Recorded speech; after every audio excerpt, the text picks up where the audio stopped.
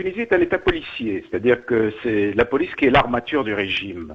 L'armée est très faible aussi bien au point de vue nombre, ça ne dépasse pas une vingtaine de milliers de soldats, qu'au point de vue armement. C'est l'armement essentiellement détenu par la police dans la version garde nationale, parce que le ministère de l'Intérieur chapeaute toutes sortes de polices, mais en gros, il y a la police civile, et puis ensuite, il y a la gendarmerie nationale, qui est une sorte de police armée, de police littéralement, les moyens de l'armée. Et aujourd'hui, on voit très bien que c'est essentiellement la police qui est l'armature du régime, puisque c'est elle qui a réprimé massivement les troubles, alors que l'armée est restée relativement dans la neutralité. Alors, qui a pris et donné l'ordre de tirer sur la foule? Ben Ali. Il n'y a personne d'autre que lui qui peut donner un tel ordre. Et ensuite, ce qu'on sait, c'est que c'est même pas la police. Je veux dire que la police, c'est déjà un corps très complexe lui-même. La pire section de la police, c'est d'abord la police politique qui travaille sur les opposants depuis une vingtaine d'années. Un homme comme moi, je dois avoir un dossier de quelques, je sais pas moi, empilé de quelques mètres. Mais tous les opposants sont fliqués par une police politique omniprésente. Et à côté de ça, il y a des brigades d'intervention qu'on appelle les tigres noirs, l'équivalent des ninjas en Algérie, et ce sont ces tigres noirs qui ont tiré sur la population, avec ordre de tuer, parce que toutes les informations que nous avons, notamment hier à 12, franco-tunisien qui a été enterré, a été tué par une balle directement tirée dans la poitrine. C'est-à-dire que ces gens-là ne tirent pas dans les pieds pour blesser, mais tirent directement pour tuer. Et je pense que cet ordre n'a pu venir que de Ben Ali. Alors quand il dit hier, de façon extrêmement hypocrite, qu'on arrête un peu ce massacre, et j'étais pas au courant, là je trouve ça un peu scandaleux. Le limogeage du ministre de l'Intérieur et du général de corps d'armée, le chef d'état-major des armées, comment est-ce qu'on peut interpréter ces deux décisions? La première, le limogeage du ministère de l'Intérieur, c'est pour donner le change, pour faire croire que c'est le ministre de l'Intérieur qui a donné l'ordre de tirer, de lui faire porter le chapeau. Or, on sait très bien que Ben Ali n'a jamais mis un homme de poigne au ministère de l'Intérieur. Il a toujours mis des fallots. Il a même mis une fois un médecin agrégé de santé publique que je connais bien. Il avait été mon collègue dans les jurys d'agrégation, d'ailleurs un sinistre individu, prêt à toutes les compromissions, donc un médecin de santé publique qui connaissait rien au ministère de l'Intérieur. Il a mis là tout simplement parce qu'il a toujours besoin d'un homme de paille. Mais le ministre de l'Intérieur, c'est lui. C'est lui et uniquement lui. Le chef d'état-major, ça semble être différent. Parce que, d'après les informations que nous avons, le chef d'état-major, donc qui s'appelle le général Rachid Ammar, a refusé que l'armée tire sur la population. Et donc, il a été immédiatement démis de ses fonctions.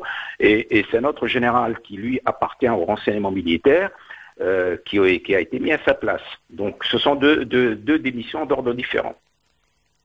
Comment analyser ce qui se passe actuellement? Alors, le journal algérien Liberté parlait hier du 5 octobre tunisien. Vous êtes d'accord avec ça? Oui, ce qui s'est passé en Tunisie, c'est quelque chose qui est tout à fait surprenant. C'est une vraie révolution. C'est la révolution française en mini. Tout simple. Pourquoi? Parce que, c'est le peuple qui s'est soulevé. Ce ne sont pas des élites. Si vous voulez, ce qui s'est passé en Tunisie, c'est que face à l'énorme machine répressive que le dictateur a mis en place, il y a eu des élites qui se sont élevées devant lui. Nous étions peut-être 200 ou 300 personnes fonctionnant dans la Ligue des droits de l'homme, puis ensuite fonctionnant dans le Conseil national pour les libertés. Nous étions très peu de gens et nous avons ouvert le chemin par la contestation, par la dénonciation de la dictature. Nous avons été marginalisés, nous avons été accusés de crypto-islamisme. Moi, personnellement, j'étais accusé de tout.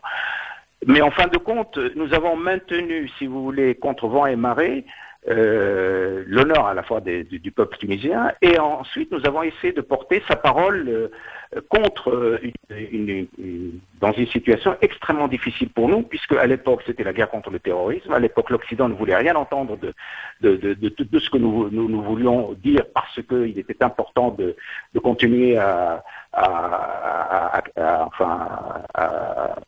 ce que ce dictateur se maintienne en place, etc. Et puis ensuite, progressivement, la contestation s'est élargie et maintenant c'est le peuple qui s'est engouffré dans la brèche que nous avons ouvert. Alors quand on raconte qu'en Tunisie il n'y a pas d'opposition, ça aussi ça fait partie des mensonges et de la guerre psychologique. En Tunisie, il y a une résistance civile qui s'est battue pendant des années et des années dans des conditions extrêmement difficiles pour ouvrir le chemin à la contestation. Et aujourd'hui, c'est l'ensemble du peuple qui s'est engouffré dans la brèche et c'est lui qui est en train de faire sa révolution. Donc nous assistons véritablement à un phénomène révolutionnaire qui m'a, moi, agréablement surpris. Parce que mais quel est le rapport de force aujourd'hui entre le peuple et le pouvoir? Est-ce que pour la première fois, d'après vous, le peuple a pris le dessus sur le pouvoir ou pas encore? Absolument, absolument. D'abord, c'est une victoire psychologique parce que moi, ce dictateur, je l'ai souvent vu prendre la parole.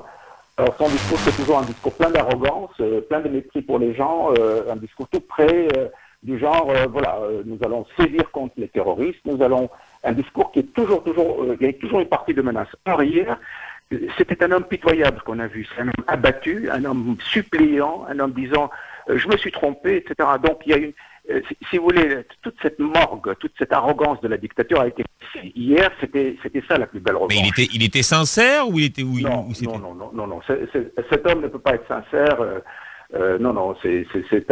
Il a été obligé. Il a fait tirer sur la foule. C'est lui qui a donné l'ordre de tirer sur la foule. Pour la briser. Et quand il a vu que non seulement la foule, ça ne brisait pas, il a compris que le règne de la terreur était terminé, et que son arme favorite, qui était de terroriser la population, ça ne pouvait plus fonctionner. À ce moment-là, il a fait marche arrière. Il a compris, et puis il a perdu la partie. Et là, il a changé complètement de tactique. C'était un homme cassé, brisé, abattu, hier, qui est pitoyable. Je vous dis, moi, je l'ai presque pris en pitié, alors que Dieu sait que je n'ai aucune raison de le prendre en pitié. Il était pitoyable, il était misérable, du genre, presque excusez-moi, et puis je vous jure que je n'irai pas au-delà de 2014, parce qu'il sait très bien qu'aujourd'hui, ce qu'on veut, c'est qu'il parte immédiatement. Donc il y a une première victoire, qui est une victoire psychologique. Mais maintenant, il faut que cette victoire se transforme en victoire politique. Mais quel est le message politique, justement, des manifestations? Est-ce qu'il y en a un ou pas du tout? Mais écoutez, au départ, tous les slogans, quand j'ai entendu au départ les médias occidentaux dire « Oh, c'est une crise économique, etc. » C'est un problème social et économique. Dès le départ, le slogan, c'était « c'est des mots très forts, ça veut dire tout simplement « Le travail est un droit ». Bande de voleurs, c'est-à-dire on s'adressait à Ben Ali et au régime en les traitant de bande de voleurs. Et ensuite, ça s'est transformé. Les mots d'ordre, c'est Ben Ali, va-t'en, Ben Ali, va-t'en. Et ce matin même, encore, c'est le mot d'ordre. Le message politique, c'est que nous ne voulons plus de cet homme, nous ne voulons plus de son système. C'est ça le message politique. Et c'est pour ça que tout ce qu'il essaye de proposer à la population pour acheter son silence ne va pas marcher parce que la demande est une demande politique. C'est la fin de la dictature mafieuse. C'est un mouvement qui est spontané, selon vous? Ah oui, il est complètement et totalement spontané. Enfin, moi, je pousse les gens depuis des années à se lancer dans la résistance civile. En 2006, j'avais lancé un appel à la résistance civile d'Al Jazeera. Ça a eu immédiatement une conséquence, c'est que Ben Ali a rompu les relations diplomatiques avec le Qatar pendant 2 années. Je suis rentré à l'époque parce que j'avais mal calculé le coût en pensant que le peuple allait effectivement commencer cette résistance civile. C'était un échec complet parce que les gens n'étaient pas prêts. J'étais tout simplement isolé dans ma maison pendant 2 mois et je ne pouvais même plus marcher dans la rue. On a tenté de me lyncher devant la prison du Kef, enfin les sbires du régime. On a lancé sur moi des prostituées criant au viol. Enfin, on m'a traité par comme des techniques très chères à Ben Ali. Mais le fait est qu'à l'époque, les gens n'étaient pas prêts à la résistance. Mais j'ai continué à les exhorter, j'ai continué à les appeler à cette résistance civile, à cet élan de dignité. J'ai utilisé par tous les moyens, notamment de Facebook, j'ai mis en place toutes sortes de vidéos pour expliquer ce que c'était la résistance civile, pour les appeler. Alors je ne dis pas que c'est moi qui étais à l'origine du déclenchement, mais je dis que je fais partie de tout un courant d'idées de préparation qui a fait que les gens à un moment donné, ils ont dit ça suffit, on ne croit plus aux possibilités de réformer ce régime, il faut maintenant demander nos droits par. Puis ensuite, il y a le mouvement déclenchant, donc cette malheureuse affaire donc de ce pauvre homme qui s'est brûlé, et hop, le feu est parti, parce qu'en fait, cette dictature, comme toutes les dictatures arabes, ne font que amasser les fagots partout. Aujourd'hui, si vous voulez, le long du pourtour de la Méditerranée, il n'y a que des morceaux de fagots, il n'y a que des forêts sèches qui attendent la moindre étincelle pour éclater. Et donc, il a suffi tout simplement de cette étincelle pour que tout s'embrase. Et en Algérie, au Maroc, partout, le mécanisme est le même. Partout, nous avons un matériel inflammable, des populations inflammables qui n'en peuvent plus de ces régimes de misère, de corruption et de répression. Et donc, demain, en Algérie, en Libye, n'importe où, en Syrie, il peut y avoir des événements complètement sans signification. Je ne sais pas, par exemple, un policier giflant un citoyen. Et hop, ça va s'embraser. Parce que tout est inflammable dans cette région du monde.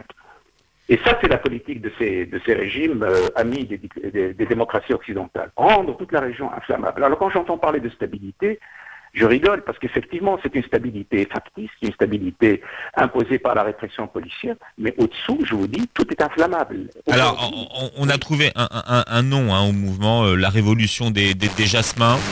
Oui, la révolution du jasmin, on y trouvera ce qu'on voudra comme nom, mais c'est la première grande révolution dans l'histoire de la Tunisie. Je pense que nous vivons des moments historiques. C'est pas le discours de c'est historique, c'est la révolution populaire. Le peuple a repris confiance en lui. Vous savez, pendant des années, il y a eu une espèce d'automépris, d'autoracisme. Les Arabes sont ci, les Arabes sont ça. Il y a tout un discours de contrition, un discours d'automépris qui est quelque chose de tout à fait extraordinaire, qui faisait partie de la guerre psychologique contre le peuple arabe. Aujourd'hui, le peuple tunisien a repris confiance en lui, il a repris sa dignité, il a cassé la mort d'un dictateur. Et je pense qu'il ne va pas s'arrêter en si bon chemin. Et aujourd'hui, les peuples arabes sont en train de regarder fascinés ce peuple qui était donné comme un peuple d'exemple. Vous savez, on a toujours donné la Tunisie comme un pays développé, un pays riche, etc., calme et tout et tout. Et puis voilà, les Arabes découvrent fascinés un peuple qui est décidé, qui se bat depuis 4 semaines et qui ne va pas s'arrêter. Et l'exemple est extrêmement inquiétant pour les pays arabes. Je viens d'apprendre par mes amis qu'en Jordanie, ils font le blackout, je veux dire les médias officiels font le blackout sur tout ce qui se passe en Tunisie. Parce qu'ils ont peur effectivement qu'il y ait contagion. J'ai appris aussi qu'avant-hier, il y a eu des manifestations dans le port de Tartous, en Syrie. Parce que justement, l'exemple tunisien commence à prendre. Et je pense que l'Égypte aussi est en train de regarder. L'Algérie est en train de regarder. Hier, il y avait une manifestation, enfin silencieuse, place du 1er mai à Alger. Oui, mais au Maroc, ils ont réprimé une manifestation devant l'ambassade de Tunisie parce que, effectivement, les Marocains, ils ont peur. Je veux dire qu'aujourd'hui, il s'est passé quelque chose d'extraordinaire dans le monde arabe, c'est qu'un peuple s'est soulevé pendant 4 semaines sans manipulation islamiste, contrairement à ce qu'on raconte, simplement sur des mots d'ordre de dignité, de fin de corruption et de liberté. Alors, Monsef Marzouki, l'émission arrive à sa fin. On verra quelles seront effectivement les répercussions du discours du président tunisien, le discours d'hier soir. Je rappelle que à ceux qui nous écoutent, qui peuvent lire Dictateur au pluriel en sursis, une voie démocratique pour le monde arabe, que vous avez coécrit avec Vincent Gesser aux éditions de l'Atelier. Merci beaucoup d'avoir été avec nous en direct ce matin.